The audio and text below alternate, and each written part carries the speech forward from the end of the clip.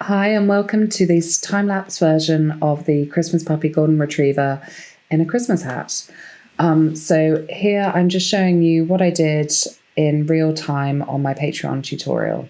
So I've gone in and I created a snowy sort of background with blues and whites just to create that sort of snowy, icy appearance. And then I'm going in and creating the lovely Christmas hat on top of the puppy's head. I showed the reference photo at the beginning of this tutorial and said I was debating about whether or not to put the snow sparkles in on top. And I decided not to because I thought it detracted away from the image. So I like the clean red hat.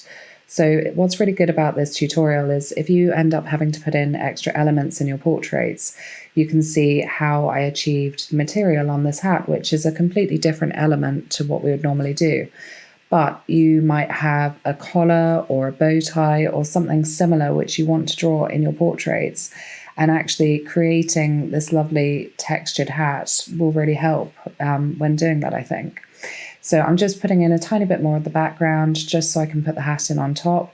And then I'm creating that lovely sort of bauble pom-pom like the end of the hat.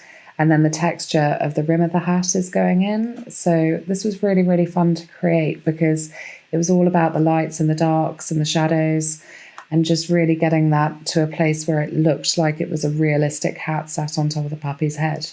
And I got to really play with my soft pastels as well. And then got to go and do the exciting bit, which was, of course, the golden retriever puppy. So going in to do that eye.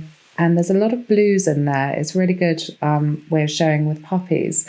You expect dogs' eyes mostly to be brown, but puppy eyes, my dog's eyes were very, very blue when he was younger. So there's some lovely, lovely colours in there.